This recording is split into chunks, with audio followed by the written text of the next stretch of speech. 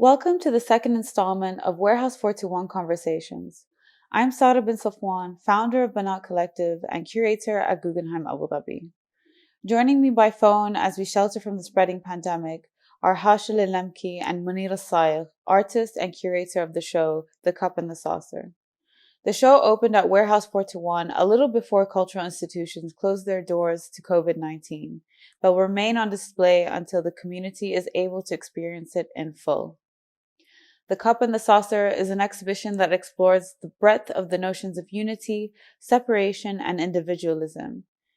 The show seeks to discuss the metaphoric and momentary divorce that takes place when a cup parts from its saucer, and how within that moment and that movement of estrangement, a single item breaks into two.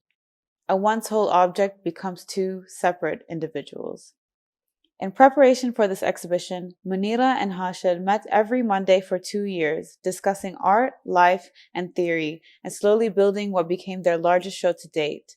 This relationship between the two strikes me as an integral not only to its development, but its final presentation, as well as to its location in the context of the UAE creative ecosystem.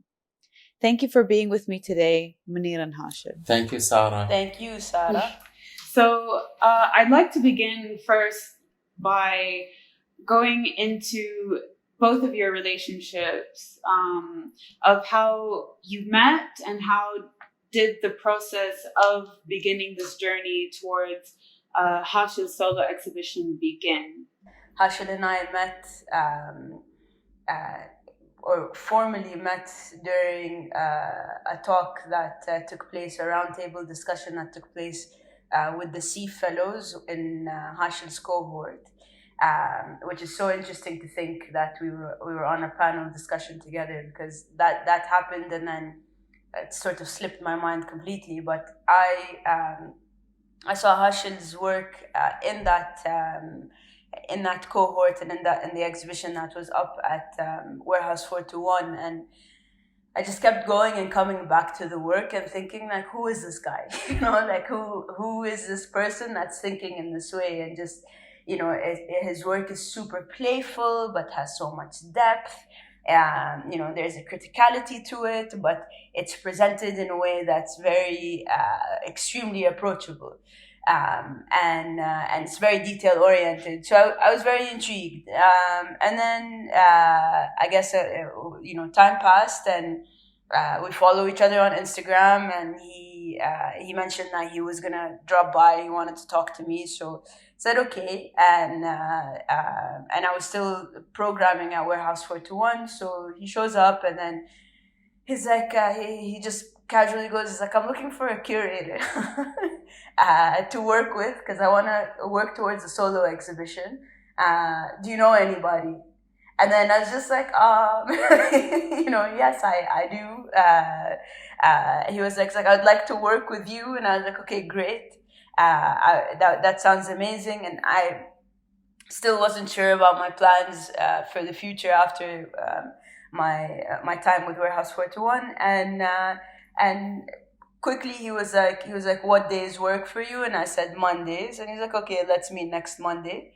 And that was that. I mean, the first session what happened in the same time while we were at Warehouse, sitting in the courtyard, and we started to discuss points of interest. And I was talking to him about what I find interesting, which is understanding both spectrums or both extremes on a single spectrum. And so we started jotting down notes, and then the next Monday came along and I met up with him, and that was every Monday for the rest of the Mondays, and many other days too outside of just Monday, in which we started to meet up.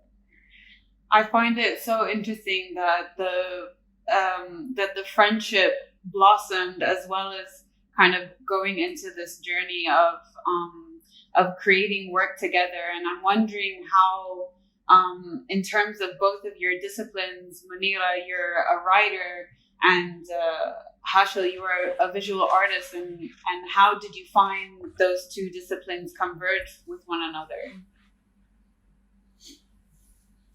I think Go ahead. Go ahead. No, this is something that we came to realize over, the course of the 2 years Mondays that we were sharing together. That our thoughts were in the right place, just the outcome or the treatment was different. Mine was in visual treatment, and Munira's was in writing. And the structure of the Monday meetings actually became like me just showing Munira, the body of work that I've been producing for, I don't know, like since New York. So that's like almost like 10 years. And just like show, like every Monday we'll go through, a certain body of work. Like this is what I did back in like 2007 and then 2008 and so on and so forth. And then she's like, you know what? I actually have some writings that I want to share with you. I was like, yeah, let's go into kind of like shifting the focus on my practice and like actually looking into the writings, and we're talking about the same things, but in a different format. And then later, as we moved forward with the project, where looking back now, like we actually got together and we started building things from scratch. Like we had no idea Absolutely. where this is going or what's the direction, or even the warehouse. Like the warehouse was not part of the discussion. We did not even approach them at that time that we have this project. It was just genuinely two thinkers coming together, looking at work, past work, and then finding the connections, um, and realizing there's so much similarities between us, and building up from that, like the show The Cup and the Saucer arrived. um, yeah. I think piggyback on what Hashel was saying, it was so interesting for me because interesting and also slightly scary to see somebody thinking about what you're thinking about in the same sort of level of detail. I have my personal writings that generally I keep to myself, and share with a small group of people, but not always. And so looking at Hashel's work and having these discussions and I was like, is this really happening? Like, is this for real that there's somebody who is thinking in the same way, but the outcome is completely different? Like the visual, the visual it's like a visual language as opposed to a written language, and but the way that we sort of pull what we're trying to say in order to make it playful or approachable, or speaking through like metaphor, all of these things they translate and from my text to his work, and from his work into my text. Later on, when I started working on the text for the exhibition, my curatorial text is not a curatorial text per se. It's more of an experiment somehow of words, words and descriptions, and I don't go into the literal, like, and this work ta ta ta ta, but I start to describe the emotions and the sort of the mental framework that went into this in a much more poetic way. And so when you read it, you take what you want from it, and you can read more into it, exactly as you can with Hashel's work.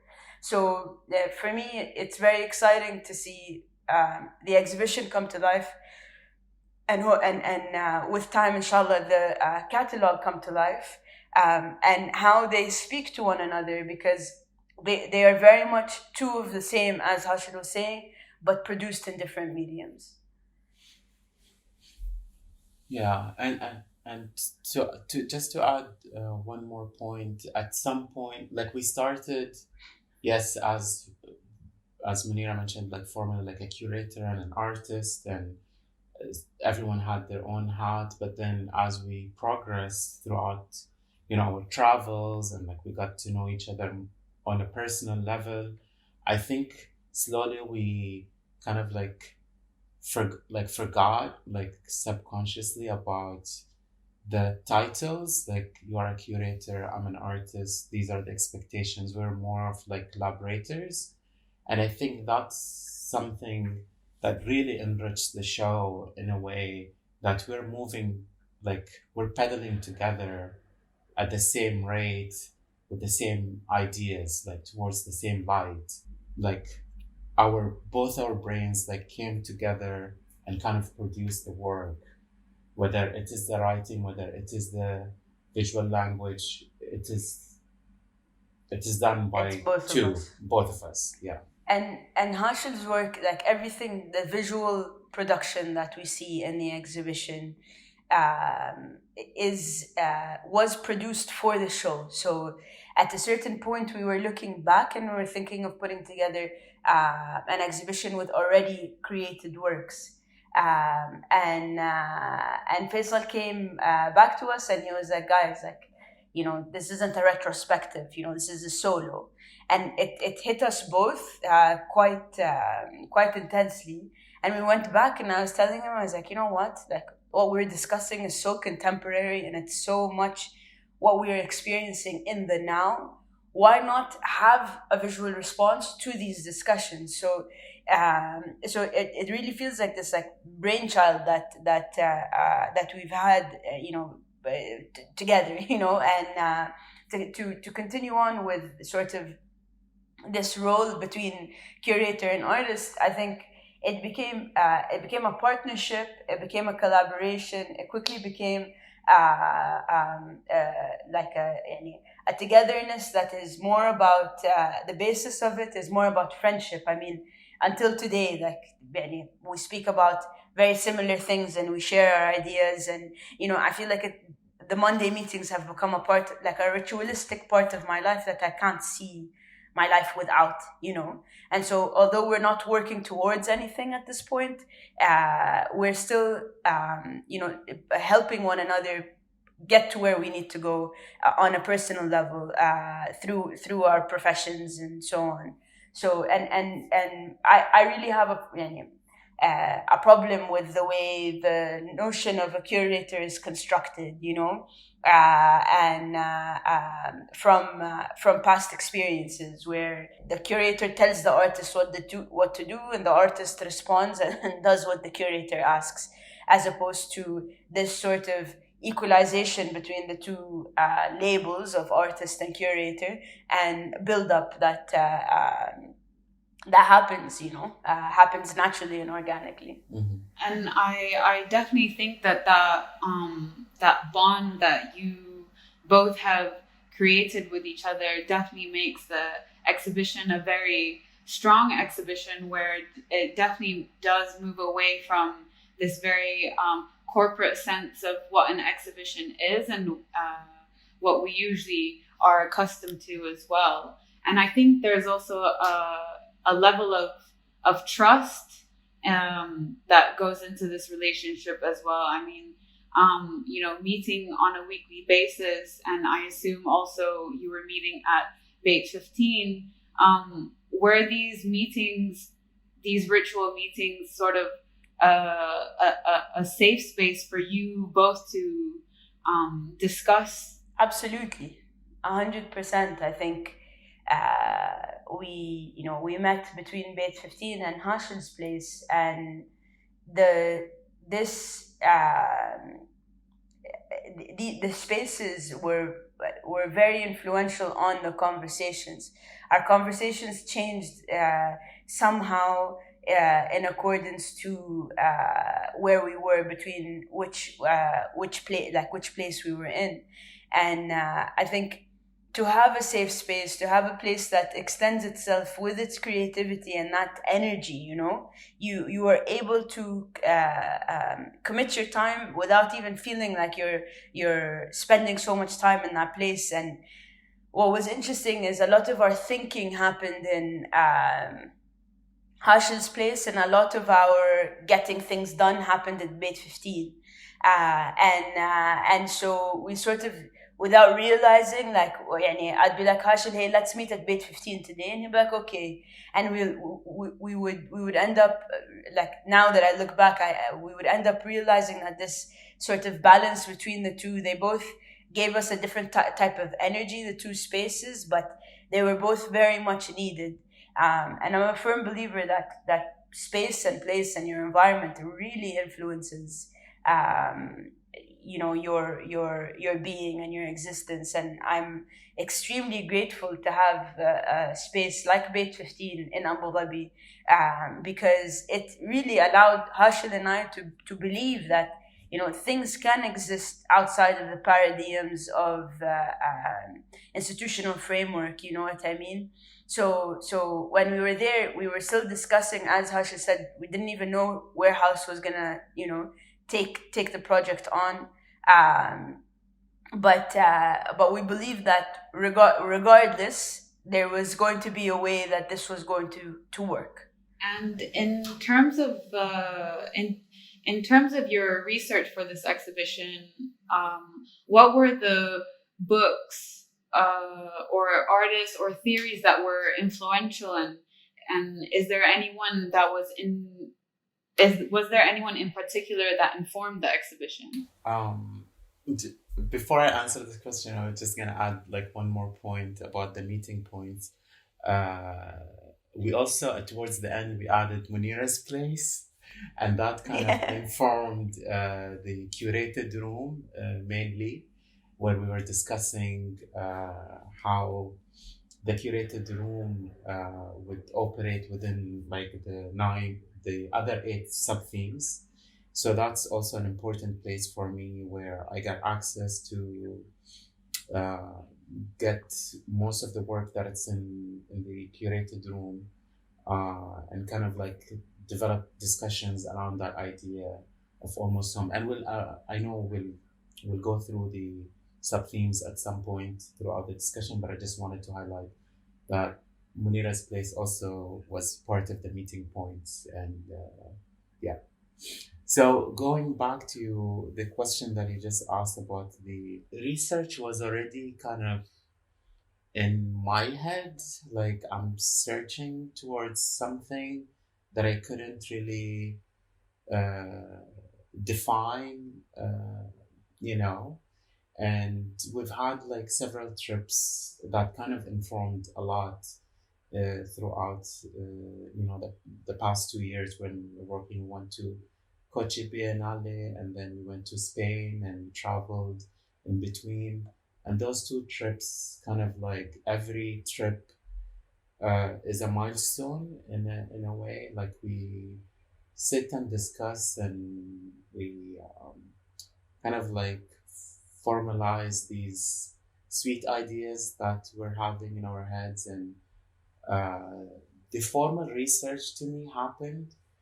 I don't know, like the word research sounds like super heavy, because what we're presenting in the show or what we're discussing to me are very honest and genuine questions that we're having.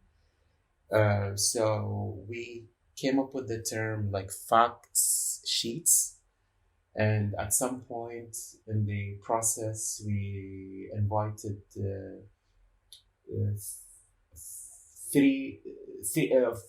4 students from Zayed University and 1 student, 4 students from NYU and 1 student from Zayed University who kind of like been working with us towards the end. And 2 in particular, Daniel, and they were producing these fact sheets, and we've decided to include them in the publication. So you get to see also the process in a different format. We're not interested necessarily like, oh, showing you images how departure and linger, kind of progress in production, but we're going to present to you a research on penguins, and then you kind of like connect the two. So it's not like super literal process, but then you get to see the thinking and the justification of why such thing exists. Or like bananas, and Jabal Hafid, Milky Way. So you get a lot of like one-page research, fact sheet, very simple, very straight to the point, bullet points about different aspects that that we're discussing throughout the exhibition. And it's up to you again. The show is not trying to impose, or like there isn't any imposition on like the way you should experience something, but there are like these little hints for you to kind of like decide if you want to take or not. And at the end of the day, if you get it, you get it. If you don't, then you enjoy, the way you want. And we leave it open. It's an open-ended conversation. I would like to add on to that with regards to our trips, which were extremely influential, and you're asking if there was a particular person or genre that that has influenced the work. When I first started meeting with Hashel, in the background on the television, he always had on mute like clips from Dali, like Dali doing stuff, Dali, and and the people around Dali and his that giant cat that he had, Dali's house, Dali's neighborhood. That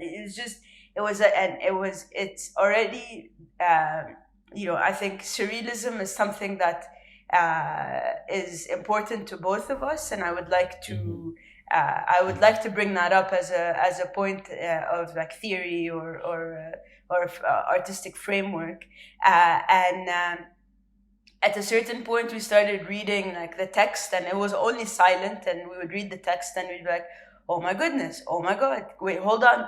Pause that. I want to take a picture of that." Like, questions of the self kept coming up, and questions of what is reality, and how can reality be skewed, and who owns reality to begin with? You know what I mean? Like, and for like Sara, you know me, and Hashel knows me, but I always say that the only thing that the only king that exists is perspective. Like, perspective is king. The way you look at things shapes and defines your reality, and I can shape and define the reality the way I choose to look at things. And and this is like very basic thinking, but if you are able to sort of master that thought, then you can evade the reality that you're in, like the surroundings that you're in. You can transcend into something else. And I think as little Munira, I remember the first artist that I ever learned about in like grade 3 was Dali, and I was like beyond myself. I'm like, what do you mean melting clocks? And how can clocks melt? And I feel like that spark that I had as a child never went away when it comes to surrealism. And I met Hashel, and he had that same sort of magnetic pull towards surrealism. And eventually on the screen was Dali's house, and on top of Dali's house, it's in a port town outside of Barcelona, there's a massive egg, okay? And he was like, I really want to go there. It's somewhere in Spain, I think outside of Barcelona. And I was like, yeah, I think that's great. And then he's like, do you want to go? And I said, yalla, let's do it, And we planned it for the summer, last summer, and we went, and it was sort of the final hurrah for both of us with regards to tying everything together. After the summer, Hashel came back and sort of really pushed through visual production. intensely, and I feel like the visual production is very much informed by surrealist thought, surrealist behavior, and to a degree, the metaphors that I pull in my writing are also borrow from surrealist writing. So I would really think to highlight and anchor surrealism as a major influence on both of us. And Munira, you spoke briefly about the self and how, I think throughout the exhibition, you very much see this sort of play of the subconscious, and ultimately, which is a portrayal of the self, and flitting between reality and fantasy and notions of the dream. And I'd like to ask to both of you, how do you define the selves? And we spoke about this before. Do you believe that there is one self, or do you see a multitude of selves that manifest into one being? Now, my personal belief is that in a single self, there are many selves. There is the self that is Munira, the daughter. There is the self that is Munira, the pensive writer. There is the self that is Munira, the chatty curator. There are many different elements that define different parts of me, but those different parts of me have their own spectrums. They are their own thing. They exist fully as another entity within me. Therefore there's no sense in having. There are people who have one single self, but when it comes to me, this is something that perhaps in the past I used to struggle with, and this is where you can begin to plug in duality into this sort of theory of self, or many selves within one, and when you begin to sort of understand this push and pull between understanding what is right for you versus understanding what is right for a community versus understanding what is right on a globally, on a wider scale, you're forced to play with your thoughts between you and also you. And I think that this is something that takes a lifetime to master. And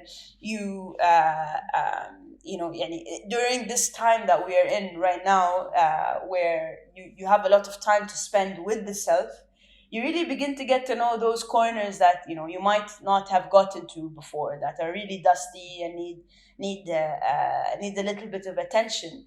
And what happens there is, when you arrive to that part that perhaps you don't know as well, you begin to unwind another self within yourself. So you begin to unfold another spectrum, another set of understanding with regards to order and chaos. And what becomes interesting is how all of those things inform what we traditionally have learned to know, which is the single self. It's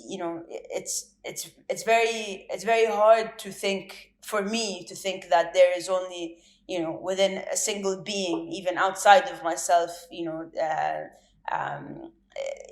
let's say if you're looking at a tree, you have the tree exists, but within it needs water, and water is a different body and it's a different self. Therefore, these two merge to create another thing. So this mergence is very much what we begin to discuss with regards to collective identity in the exhibition.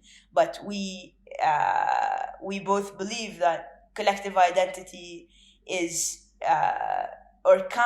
you can arrive to collective identity only through the understanding of the self. So that's my thoughts on that question. Yeah, I do agree with.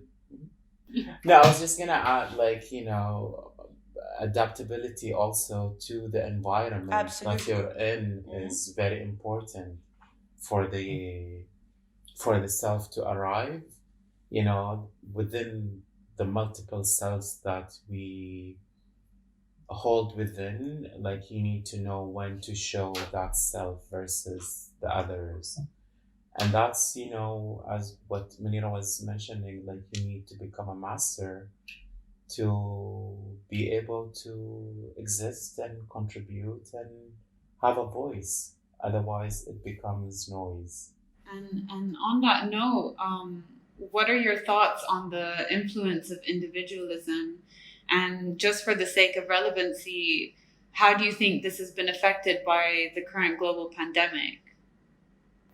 I don't know. I might be biased because, you know, I've been like so close to the work, and I'm still attached to it.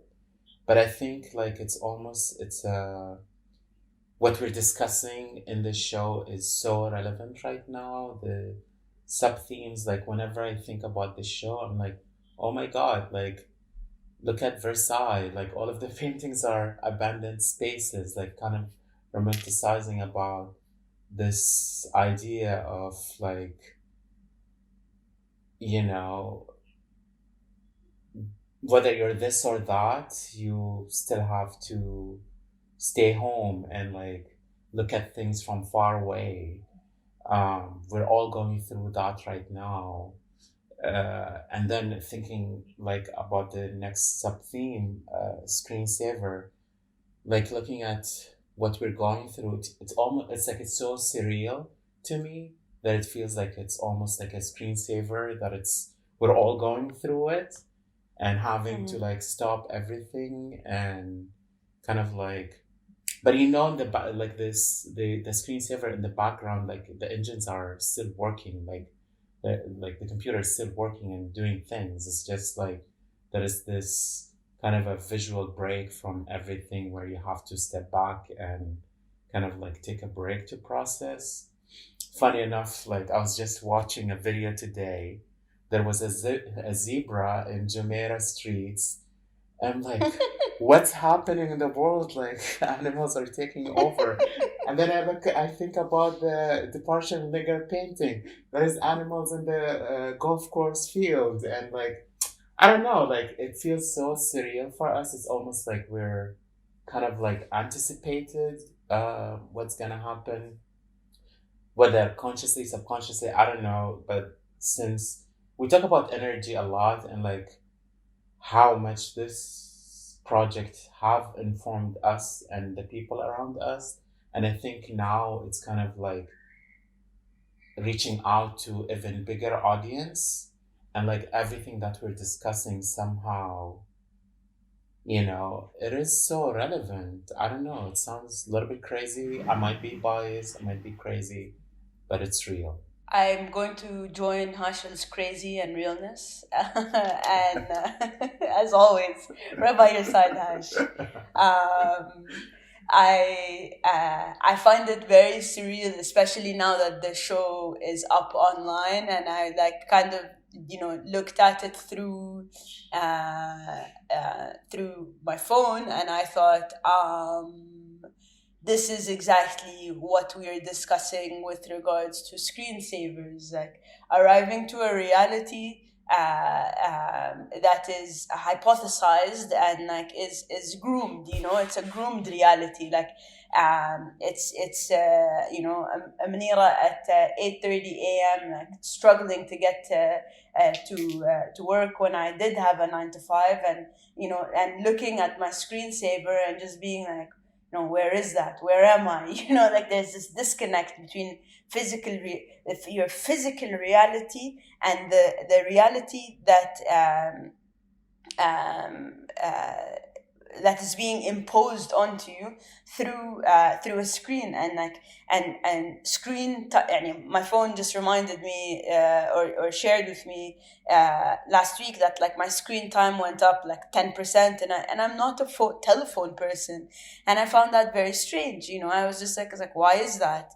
And I realized it's because it's there, and it's the only way for us to communicate with the ones that we love, and the ones that we love, somehow when you're presenting yourself through your phone, you're always presenting your best self, so it's very interesting. Again, here there's another level of duality that's taking place, which is something that the sub-theme Screensavers discusses quite deeply, and in a very intimate way. And so this تصادم, or this sort of like clash between what is real, and it's right outside of our noses. It's right there. It's outside of the doors of your house, but you are confined to a particular square meterage, and that's it. And that's something that is being discussed within that sub-theme, say Screensavers. And with regards to the overall theme of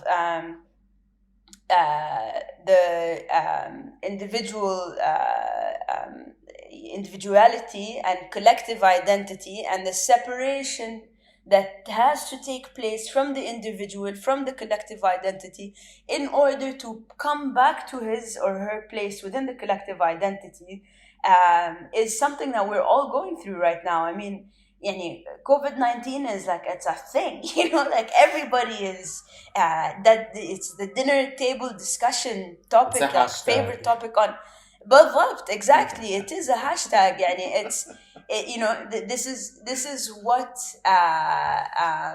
This is what we are all collectively going through now.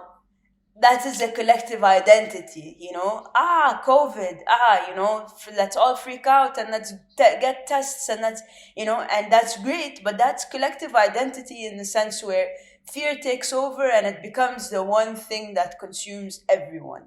Now, you have the individual who will be like, okay, I'm scared with everybody else, but I am going to take a few steps to the left, find Hashel, hold his hand and continue taking more steps to the left, and separate from the collective identity and begin to understand this pandemic on a more individual scale, on a more intimate and close scale that really begins to define your sense of self, as opposed to everybody's sense of selves in one particular way, drawn out by the media in one type of frame. So Hashel discussed the fact that he was he saw a zebra running the streets of Dubai, and that is very Hashel of him to notice that, while everybody else is freaking out.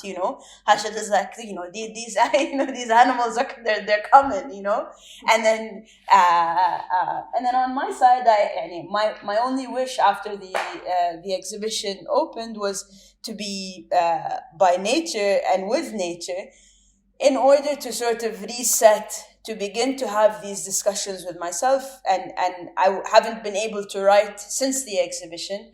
And prior to the exhibition, I had severe writer's block for about 4 or 5 months. So as of 2 days ago, something clicked.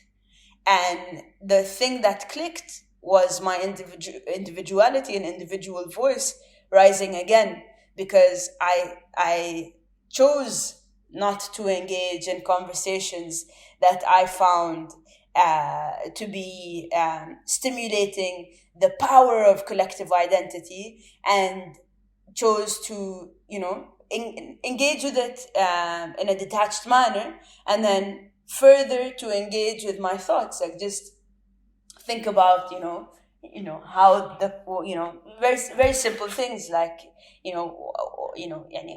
the first thought that I had and that I wanted to begin writing about is this notion of the dream state, because this is a dream state almost. Things are on hold, and there's like a blanket agreement across the world. So how does that dream state translate to the individual that is Munira? So I'm really hoping to continue with this practice in order to begin, a new body of writings that you never know might influence the next thing Hashel and I do together. Definitely a collective, anxiety going around this time. But you now have this flexibility of time in your hands, and even the earth itself is going through kind of a very transformative stage. We don't understand yet how we are going to act once things are open again. But I wanted to just hone in onto that kind of concept of renewal and rebirth, and also which also implies transformation. And I think that this is a very integral theme to the exhibition and throughout many of the sub themes, such as sprinkles, where you are taking things and repurposing them, and control and guilt, and birth and earth also touches upon this concept, and even in Abbey, where there are these objects that have been either repurposed, appropriated, or transformed to create a new meaning. And hopefully, once all of this comes through, there we would come to also a collective understanding of the new meaning of life. And I just wanted to ask as well, how does this come into play in the exhibition? Is something that is essential to the understanding that anchors the exhibition of that within the self there are many selves. So transformation is something that exists when you take yourself and you expose it to something else. Say, for the sake of this particular podcast, I'll give the example of Hashel and Munira before Hashel and Munira. It's like my exposure to Hashel transformed me, and my older self still exists, but there was a rebirth that took place.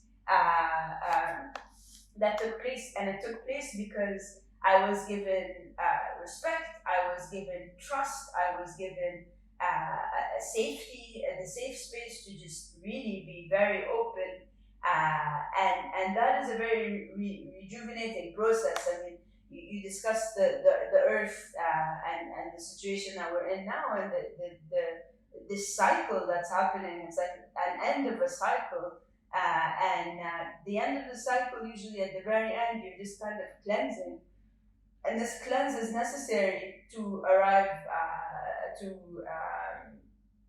to rebirth, or to a new self, or to your next iteration, the next edition of the self, and just to go a little bit deeper into through the sub-theme that is birth and earth. Birth and earth defines beginnings through the notion of birth. So your birth into the next day, your birth into the next hour, your physical birth into the earth, and so on. But then earth becomes a secondary part of that tag team, and earth represents this notion of cyclicality, this continuous, infinite notion of time. The fact that things don't actually end; they just reinvent themselves. They continue.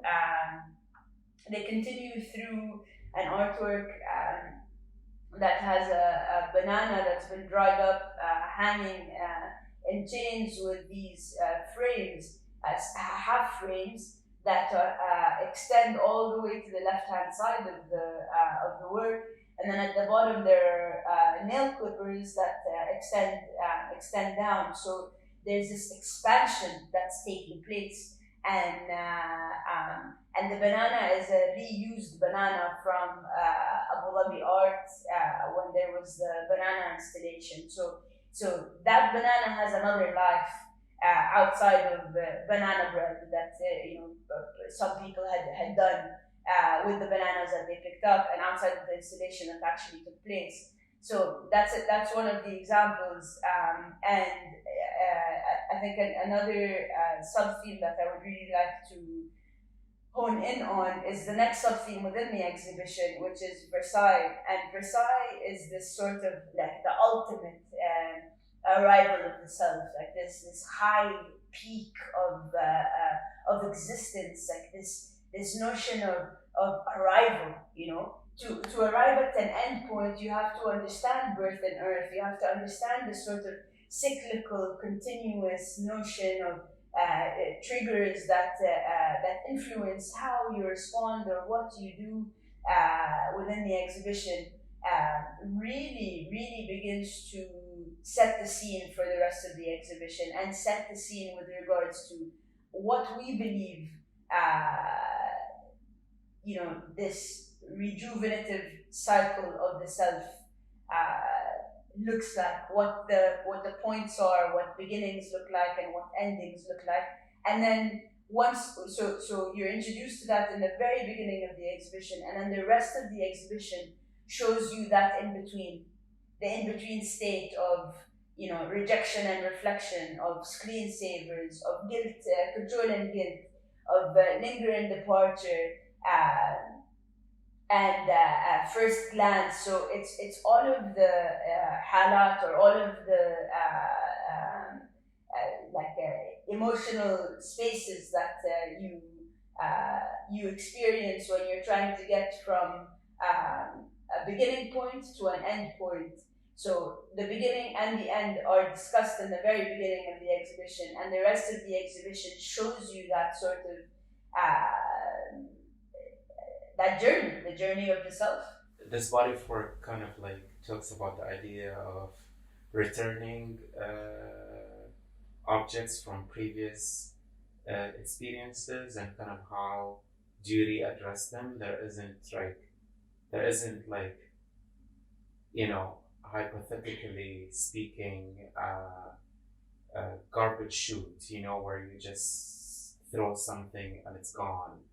It's still there, you just need to deal with it. Absolutely. And you keep like reinventing it, you rebirth it, you readdress it until it makes sense again. The kind of section in the show, which is the curated room with an exhibition titled Almost Home, and it is curated by yourself, Hashel. And I would like to just question about why was it important to switch the roles of artist and curator? I mean, the kind of artist as curator concept actually draws on from a large historical background, going actually much further back, and from what I know in just Western art history. A more recent example would be Andy Warhol, for example, in the early 70s. And I'd just like to quote actually Hans Ulrich Obrist states that the curator does not merely display objects within a space, but brings different cultural spheres into contact, and as such acts as mediator between artworks, objects, and ideas. So again, I'll ask, why was it important to switch the roles of artist and curator, and how does the exhibition take place within the exhibition, and also just on with your ideas, how did you feel about switching these roles?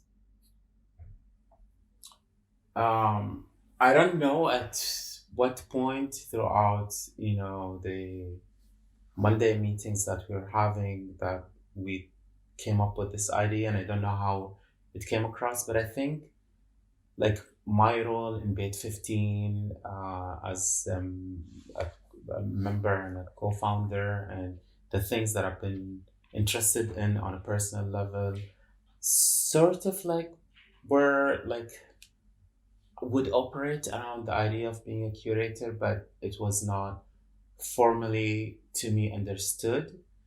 And on another level, like this is a huge moment to me in my career as an artist, where I felt I would like to share the light with other artists and artists who think similarly to me. There's a lot of artists around us today, almost like a mass production of artists happening in the region. And I just wanted to like really zoom in. And the idea of home, when you talk about the self, you talk about the idea of rejection and reflection, you talk about the ideas of control and guilt, like how all of this fits in if you don't really have a home to belong, somewhere to belong. And I think for a long time we were like struggling and trying to go back and forth and kind of understand this exercise of we're switching hats. I become the curator within my solo show, and we had so many artworks, so many names, so many ideas, but I think towards the end we kind of like decided to go with the 8 artists that we have right now. And the discussion that happened was like us as a, I don't know what it called, like a second or like a current like artist practitioners in the scene who got educated overseas, and the idea of language. Most of our education is in English, and how do you define home versus how do you define home in Arabic versus in English is very important. There's a huge gap where I thought that could be interesting to kind of present, highlight this idea of almost being home, because you can never conquer anything. Like there is always room for growth and aspiration. So we came up with this title of Almost Home, and you enter from curated room or from birth and earth, but at some point like the two shows kind of inform each other in a gentle way. It's a very, trivial topic, within the art sphere here in the UAE. And I think, it has informed all of our practices, even myself included. Now that the exhibition has opened, you were able to see some responses before Warehouse had to close. But what has been the response so far from the viewers and the audience? I think so far the responses have been very positive. There's been a lot of sort of like applaud behind the fact that Hashel and I started on this without like initially any funding or any place that this exhibition would be homed in. And then the fact that we started moving towards Warehouse or approached Warehouse with the idea, and then put the show together through Warehouse. I think that that within itself, a lot of the creatives within the community were talking about how important that sort of shift is, where the creative approaches the institution as opposed to vice versa. And about the exhibition itself, I think what's been really interesting are the questions that have come up. People have been very engaged with the work and with the sub-themes, and have been commenting that the exhibition is very engaging, it's very rich, there's a denseness to it that is worth a few visits in order to kind of allow the exhibition to settle in their in their mind. So I'm so far, I mean, it's been just 1 week in which the exhibition was open, but that's been the background or the sort of the information that I've heard or has been said to me directly. Yeah, I think also like to touch on what Munira just mentioned, the responses are super positive and that's great, but maybe we had like expectations that there will be more critical write-up or review on the show, and that didn't happen until now. We hope like once the show reopens, we get a chance to hear from like an art critic or other curators who want to comment or get like a little bit more scientific in the sense of like commenting on the work rather than just applauding and praising us, because that's not what we both kind of intended to get out of the show. You know, one of the things that was very frustrating for both Hashel and I is all of a sudden a lot of the media wanted to cover the exhibition as you know, Emirati curator and Emirati artist join forces, and wow, you know, like kind of like belittle the work and sort of congratulate identity without even bothering to look or think about the work, you know what I mean, or talk about the work. You know, I'm from the Emirates. I am proud to be Emirati, and I will always be. But alongside that, it's a matter of you know, the story becomes a matter of like of identity as opposed to what we are trying to get to, which also tackles the subject of identity, but in a much more intricate way. You know, I think that we can observe that the country itself and including the arts landscape is very much in a developmental phase, and also a lot of transformation is going on. And I think that what's really great about this exhibition and your guys' practices is that you are also a part of an entire movement, I think, in the UAE that is moving towards becoming more open with critique and discussion. So, and also with the help of the role of the institution playing in that part as well, to help push those ideas forward. And I definitely think that in the future, this will definitely be one of those pivotal moments that people will be able to look back on. Now that the 2-year journey has ended, what is your reflection on that experience? And I hope you would also be able to share, if you have any ideas, what's in store for the future. Even if it's whether are you still going to be working together and individually, what is that future sort of looking like now post opening? The future is now, and it's every day. There isn't like, you know, the way I see it, you know, I'm back in my studio.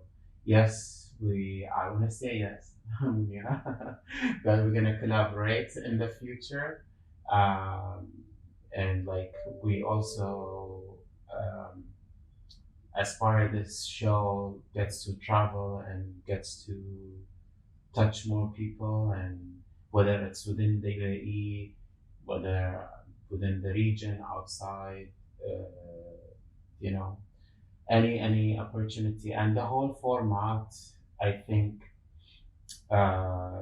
is quite adaptable to like changes and upgrades. Something that I just shared with Munira immediately after the recent challenges is I found myself like wanting to paint and continue working, and I don't know, there's like, you know, so many things that are maybe like not worth to mention, but like maybe I can say I found canvas supplier out of canvas because the factory in China like shut down. So I started like going to all these different bookstores in UAE, in Abu Dhabi, and like collecting canvases just because, you know, I need to feel safe. And I started painting again. I'm going to the studio, producing without any purpose, without any clear direction or a project. So yeah, so I'm painting again American landscapes that I'm focused on right now.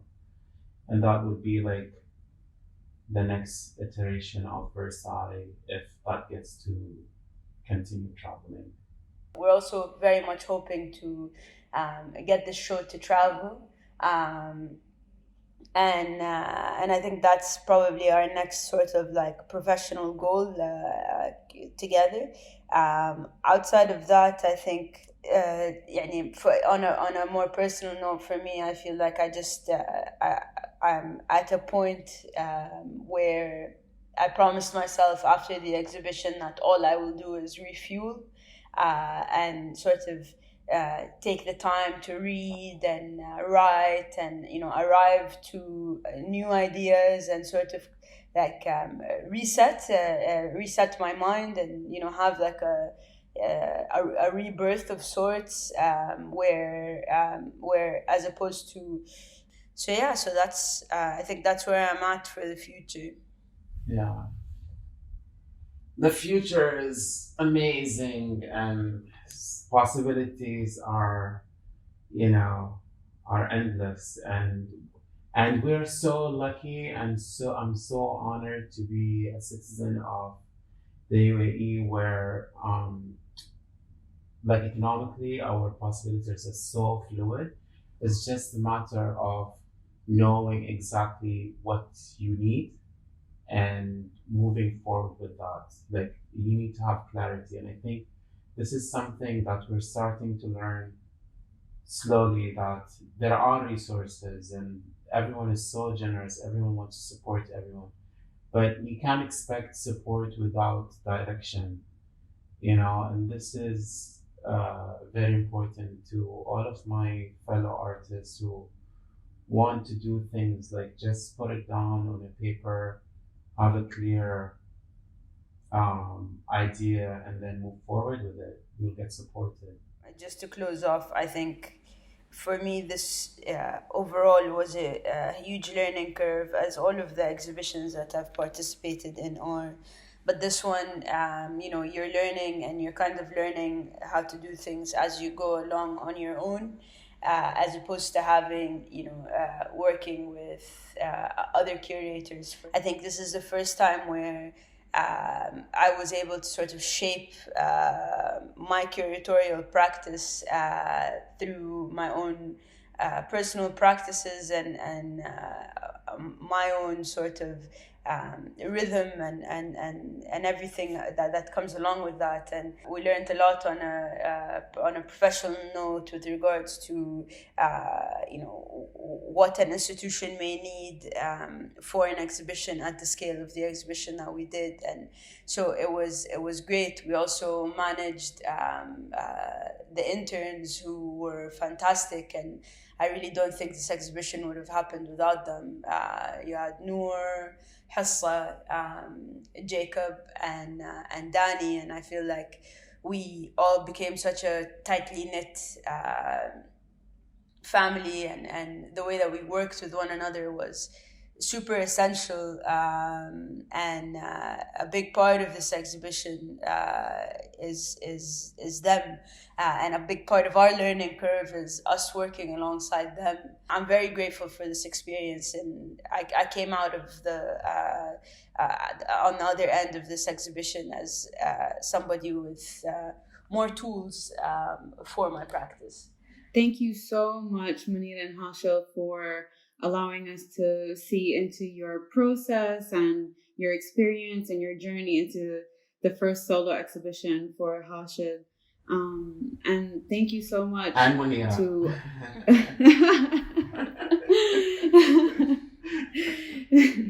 Definitely. I mean, it's very much the both of you in this process. And to the viewers, thank you so much for listening to the second episode of Warehouse 421 Conversations. You are all welcome to visit warehouse421.ae, where Munira and Hashel guide you through the cup and the saucer on a virtual tour. Be sure to keep in touch on Warehouse 421 platforms to know when to expect the next episode. Thank you. Thank you. Warehouse. Thank you, Sara. Thank you, Sara. Thank you.